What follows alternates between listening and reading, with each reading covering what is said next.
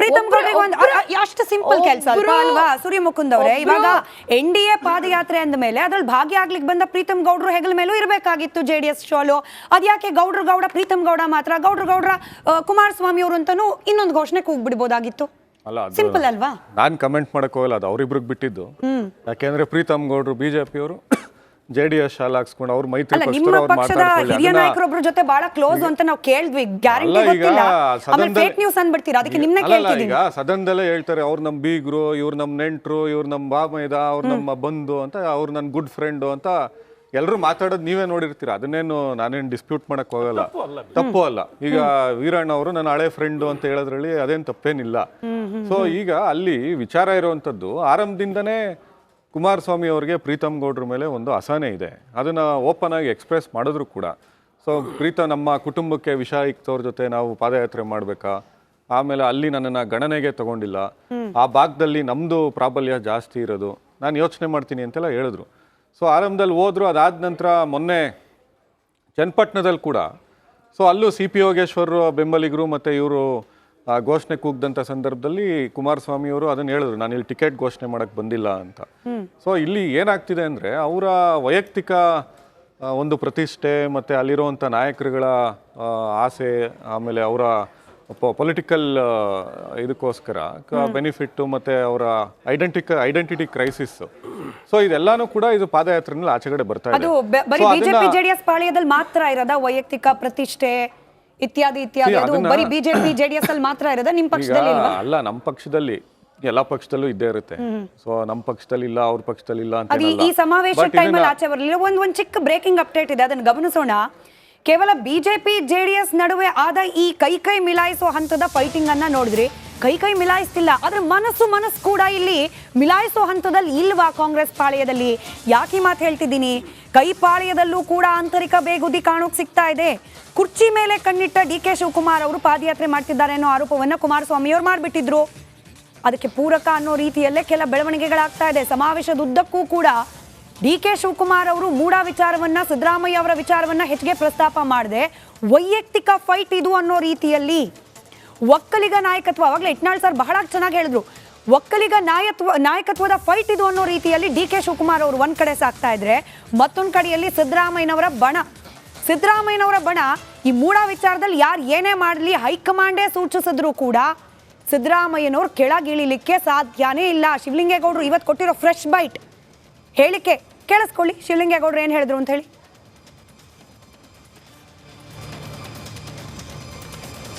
ಸತ್ಯತನ ಹೊರತು ಯಾಕ್ರಿ ರಾಜೀನಾಮೆ ಕೊಡ್ತಾರೆ ರೀ? ಯಾಕ್ರಿ ಯಾವನ್ರಿ ರಾಜೀನಾಮೆ ತಗೊಳನ? ಯಾಕ್ರಿ ಕೊಡ್ತಾರ ರಾಜೀನಾಮೆಯ? ಯಾರು ತಗೊಳಾರ ರಾಜೀನಾಮೆನ? ಯಾತು ಕೊಡ್ತಾರ ರಾಜೀನಾಮೆನ? ಏನ್ ತಪ್ಪು ಮಾಡಿದ್ದಾರೆ? ಹೈಕಮಾಂಡ್ ಈ ಇಶ್ಯೂನಲ್ಲಿ ರಾಜೀನಾಮೆ ಕೊಡಿದ್ರು ಕೊಡಕ್ಕಾಗತ್ತೇನ್ರಿ? ಮಾನ ಮರ್ಯಾದೆ ಪ್ರಶ್ನೆ ಅಡಗಿದೆ ಇಲ್ಲಿ. ಅಲ್ಲಿಗೆ ಸೂರ್ಯಮುಕುಂದ್ ಅವರ ನಿಮ್ಮ ಹೈಕಮಾಂಡ್ ನಾಯಕರನ್ನೇ ಧಿಕ್ಕರಿಸೋ ಒಂದು ಗುಂಪಂತೂ ರೆಡಿ ಇದೆಯಪ್ಪ. ಈಗ ನೋಡಿ, ರಾಜೀನಾಮೆ ವಿಚಾರ ಎಲ್ಲೂ ಪ್ರಸ್ತಾಪನೆ ಆಗಿಲ್ಲ. ಸೊ ಒಂದು ಮಾಧ್ಯಮದವ್ರು ಕೇಳುವಂತ ಪ್ರಶ್ನೆಗಳಿಗೆ ಉತ್ತರ ಕೊಟ್ಟಿದ್ದಾರೆ ಅಷ್ಟೇ. ಮಾಧ್ಯಮದವ್ರು ಕೇಳೋ ಪ್ರಶ್ನೆಗೆ ಯಾವ ಟೋನಲ್ಲಿ ಉತ್ತರ ಕೊಡ್ತಾರೆ ಅನ್ನೋದನ್ನ ಕೂಡ ಜನ ಬಹಳ ಸೂಕ್ಷ್ಮವಾಗಿ ಗಮನಿಸ್ತಿರ್ತಾರೆ. ಅವ್ರ ಬಾಡಿ ಲ್ಯಾಂಗ್ವೇಜ್ ಆ ವಿಜುವಲ್ ಅಲ್ಲಿ ಹಾಕೊಳ್ಳಿ. ಶಿವಲಿಂಗೇಗೌಡರು ಟೋನ್ ಇರೋದೇ ಹಂಗೆ. ಅವ್ರು ಸದನದಲ್ಲೂ ಹಂಗೆ ಮಾತಾಡ್ತಾರೆ, JDS ಅಲ್ಲಿ ಇದ್ದಾಗಲೂ ಹಂಗೆ ಮಾತಾಡ್ತಾ ಇದ್ರು, ರೇವಣ್ಣ ಅವ್ರ ಬಗ್ಗೆನೂ ಅದೇ ರೀತಿ ಮಾತಾಡ್ತಾ ಇದ್ರು. ಅವರ ಒಂದು ಕಲ್ಚರು ಮತ್ತೆ ಅವ್ರು ಬಂದಿರುವಂತ ಆದಿ ಮತ್ತೆ ಅವರ ಮ್ಯಾನರಿಸಮ್ ಅದು ಅವರ ಇನ್ಬಿಲ್ಟ್ ಅದು. ಸೊ ಅದನ್ನೇನು ಮಾಡಕ್ಕಾಗಲ್ಲ. ಸೊ ಇಲ್ಲಿ ಎಲ್ಲೂ ಕೂಡ ಈಗ ಮೂಡಾ ಪ್ರಕರಣ ಇದ್ರಲ್ಲಿ ಎಲ್ಲೂ ಕೂಡ ಸಿದ್ದರಾಮಯ್ಯ ಅವ್ರ ಪಾತ್ರ ಇಲ್ಲ. ಇವತ್ತು ಅವರು ಮಾತಾಡಿದ್ದಾರೆ. ಸಿದ್ದರಾಮಯ್ಯ ಅವ್ರು ಏನಂತ ಹೇಳಿದ್ದಾರೆ, when I was chief minister, ಕೇಳಿಸ್ಕೊಳ್ಳಿ ಒಂದು ನಿಮಿಷ, ಇವತ್ತು ಬೈಟ್ ಇದೆ. When I was chief minister, ನಾನು ಹೆಂಡತಿ ಇದನ್ನ ಅಪ್ಲೈ ಮಾಡಿದಾಗ್ಲೂ ಕೂಡ ಇದನ್ನ ಕೊಡಬೇಡಿ ಅಂತ ಹೇಳಿದ್ದೆ ಅಂತ ಹೇಳಿದ್ದಾರೆ. ಸೊ ಎಲ್ಲೂ ಕೂಡ ಅವರ ವೈಯಕ್ತಿಕವಾಗಿ ಅವ್ರ ಪತ್ನಿಗೆ ಯಾವ್ದೋ ಸೈಟ್ ಬಂತು, ಈಗ ನನ್ಗೆ ಯಾವ್ದೋ ಸೈಟ್ ಬಂತು ಅಂದ್ರೆ ನನ್ಗೆ ಯಾವ ಸೈಟ್ ಬರಬಾರ್ದ? ಈಗ ನಾನು ಯಾವ್ದೋ ಒಂದು ಸೈಟ್ ನ ತಗೊಂಡ್ಬಾರ್ದ? ಏನಾದ್ರೂ ಒಂದು ಸೂರ್ಯಮುಕುಂದ್ ಅವರೇ, ನೀವು ಶಿವಲಿಂಗೇಗೌಡರ ಟೋನ್ ಬಗ್ಗೆ ಮಾತಾಡ್ತಿದ್ರಿ, ಆಯ್ತಪ್ಪ, ಹೊರಗಿನಿಂದ ಬಂದ್ರು, ಅವರೇ ಎಷ್ಟೊಂದು ಗಟ್ಟಿಯಾಗಿ ಮಾತಾಡ್ತಿದ್ದಾರೆ, ಅವ್ರ ಟೋನೇ ಹಂಗಿರ್ಬೋದು. ಬಟ್ ನಿಮ್ಮ ಪಕ್ಷದ ಬಹುತೇಕ ನಾಯಕರಲ್ಲಿ ಸಿದ್ದರಾಮಯ್ಯನವರನ್ನ ಡಿಫೆಂಡ್ ಮಾಡ್ಕೊಳ್ಳಿಕ್ಕೆ ಈ ಟೋನ್ ಕಾಣಿಸ್ತಾನೆ ಇಲ್ಲಪ್ಪ. DK ಶಿವಕುಮಾರ್ ಅವರ ಅಬ್ಬರದ ಭಾಷಣದಲ್ಲಿ ಕುಮಾರಸ್ವಾಮಿ ಅವ್ರ ವಿಚಾರದಲ್ಲಿ ಇದೆ, ಸಿದ್ದರಾಮಯ್ಯ ಅವ್ರ ವಿಚಾರದಲ್ಲಿ ಕೇಳಿಸ್ತಿಲ್ಲ. ಪಕ್ಷದ ಅಧ್ಯಕ್ಷರಿಗೆ ಸರ್ಕಾರವನ್ನ ಡಿಫೆಂಡ್ ಮಾಡ್ಕೊಳ್ಳೋದು ಮತ್ತೆ ಪಕ್ಷದ ಒಂದು ನರೇಟಿವ್ನ ತಗೊಂಡೋಗೋದು ಎರಡೂ ಜವಾಬ್ದಾರಿ ಇರುತ್ತೆ. ಡಿ ಕೆ ಶಿವಕುಮಾರ್ ಎಲ್ಲೂ ಕೂಡ ಇದನ್ನ ಕೇವಲ ವೈಯಕ್ತಿಕ ಕಾರಣಗಳು ಅಥವಾ ಏನ್ ನೀವು ಸ್ಪೆಕ್ಯುಲೇಷನ್ಸ್ ಹೇಳ್ತಾ ಇದೀರಾ ಅದ್ರ ಮುಖಾಂತರ ಸ್ಪೆಕ್ಯುಲೇಷನ್ ಅಲ್ಲ. ಡಿ ಕೆ ಶಿವಕುಮಾರ್ ಅವರೇ ಡೇ 1 ಈ ಜನಾಂದೋಲನ ಸಮಾವೇಶದ ಡೇ 1 ಮಾಡಿದ ಭಾಷಣದಲ್ಲಿ ಇದೊಂದು 10 ಸೆಕೆಂಡ್ ಕೇಳಿಸ್ಕೊಂಬಿಡಿ. 10 ಸೆಕೆಂಡ್ ಕೇಳಿಸ್ಕೊಳ್ಳಿ. ಡೇ 1 ಈ ಜನಾಂದೋಲನ ಸಮಾವೇಶದ ಡೇ 1 ಹೇಳ್ಬಿಟ್ರು, ಇವತ್ತು ನಾನು ಸೈಟ್ ವಿಚಾರ, ಮೂಡ ವಿಚಾರ, ಸಿದ್ದರಾಮಯ್ಯ ವಿಚಾರ ಮಾತಾಡಲ್ಲ. ಯಾಕೆ ಮಾತಾಡಲ್ಲ? ಬೇಕಾಗಿರೋದಲ್ಲ, ಸಿಂಪಲ್. ಈಗ ನಾವು ಅವತ್ತೇ ಹೇಳಿದ್ವಿ, ನಾವು ಇವು 40% ಕಮಿಷನ್ ಏನ್ ಮಾಡಿದ್ದಾರೆ, ಇವ್ರ ಯೂ ಟರ್ನ್ಗಳು ಏನಿದಾವೆ, ಬಿಜೆಪಿ ಸರ್ಕಾರದ ಹಗರಣಗಳು ಏನಿದಾವೆ, ಇದನ್ನ ಮಾತಾಡೋದಕ್ಕೋಸ್ಕರ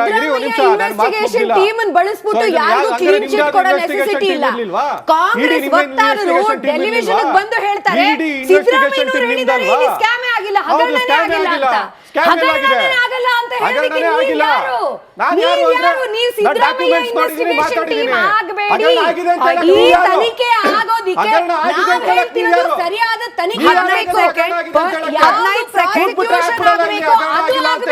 ನಾವು ಹೇಳ್ತಿರೋದು. ನೋಡಿ ಒಂದ್ ನಿಮಿಷ,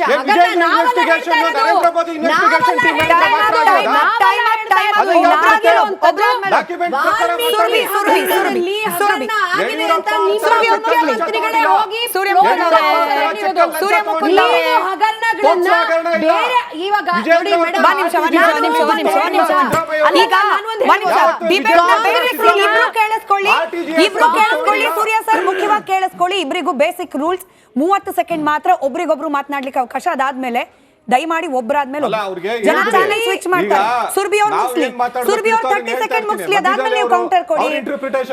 ಆಯ್ತು, ಪ್ರಶ್ನೆ ಕೇಳಿಸ್ಕೊಳ್ಳಿ, ನೀವು ಅದಕ್ಕೆ ಉತ್ತರ ಕೊಡಿ. 30 ಸೆಕೆಂಡ್ ಸುರ್ಬಿ. ಸುರ್ಬಿ ವಿಷಯಕ್ಕೆ ಬನ್ನಿ. ಸುರ್ಬಿ ವಿಷಯಕ್ಕೆ ಬನ್ನಿ.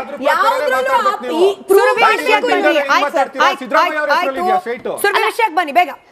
ಅವರು ಅಡ್ವೊಕೇಟ್, ಅವರು ಗೊತ್ತು ಇನೋಸೆಂಟ್ ಅಂಟಿಲ್ ಪ್ರೂವನ್ ಗಿಲ್ಟಿ ಅಂತ. ಆದ್ರೆ ಆ ಇನೋಸೆನ್ಸ್ ಅನ್ನ ಪ್ರೂವ್ ಮಾಡಬೇಕು, ಅದನ್ನ ನಾವು ಕೇಳ್ತಾ ಇರೋದಿಲ್ಲಿ. ನಾನು 10 ಪಾಯಿಂಟ್ ಹೇಳ್ತೀನಿ, ಒಂದ್ ನಿಮಿಷ ನಿಮ್ಗೆ ಆಮೇಲೆ ಸಮಯ ಕೊಡ್ತೀನಿ. ನಾನು 10 ಪಾಯಿಂಟ್ ಹೇಳ್ಬಿಡ್ತೀನಿ ನಿಮಗೆ.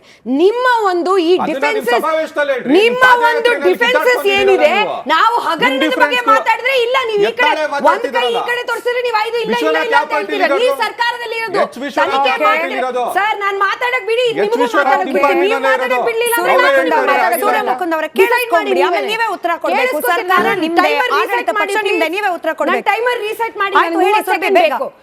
ಏನು ನೀವು ಸಿದ್ದರಾಮಯ್ಯನವರು ಹೇಳ್ತಿರೋದು? ಫಸ್ಟ್ ನಾನು ಅಹಿಂದ ಲೀಡರ್, ಅದಕ್ಕೆ ನನಗೆ ಈ ತರ ಹೇಳ್ತಾ ಇದಾರೆ ಅಂತ. ಅಷ್ಟೊಂದು ಇದ್ರೆ ವಾಲ್ಮೀಕಿ ಹಗರಣ ಬಿಡ್ತಾ ಇದ್ರ ನೀವು, ವಾಲ್ಮೀಕಿ ಹಗರಣನ ಬಿಡ್ತಾ ಇದ್ರೆ ನೀವು, ಅದಕ್ಕೆ ಹಗರಣ ಆಗಿದೆ ಅಂತ ನೀವು ಬಿಡ್ತಾ ಇದ್ದೀರಾ. 100% ನೀವು ಮಾತಾಡಕ್ ಬಿಡಲ್ಲ. ಇವಾಗ ಕೇಳಿಸ್ಕೊಳ್ಳಿ, ಡೆಲ್ಲಿಗೆ ಹೋಗಿ ಅಲ್ಲಿ ಹೋಗಿ ಮ್ಯಾನೇಜ್ ಮಾಡುವಂತದ್ದು. ಯಾವ ಒಂದು ಪ್ರೆಸ್ ಮೀಟ್ ಆದ್ಮೇಲೆ ಡಾಕ್ಯುಮೆಂಟ್ಸ್ ಇಟ್ಕೊಂಡು ಏನ್ ಹೇಳಿದ್ರು ಅದನ್ನೇ ತನಿಖೆ ಆದಾಗ ಹೇಳಿ. ಸಿದ್ದರಾಮಯ್ಯ ನಿಮಗೆ ಏನ್ ಹೆದರಿಕೆ? ನಿಮಗೆ ಇಷ್ಟೊಂದು ಇನೋಸೆನ್ಸ್ ಅಂತ ಇದ್ರೆ ಏನ್ ಹೆದರಿಕೆ? ಕಾಂಗ್ರೆಸ್ ಪಕ್ಷದ ಒಂದು ಸ್ಲೋಪ್ ಕೆಳಗಡೆ ಹೋಗ್ತಾ ಇದೆ, ಅದಕ್ಕೆ ಅವ್ರಿಗೆ ಹೆದರಿಕೆ ಆಗಿರುವಂತದ್ದು. ಆಮೇಲೆ ಅಲ್ಲ, ಒಂದೇ ನಿಮಿಷ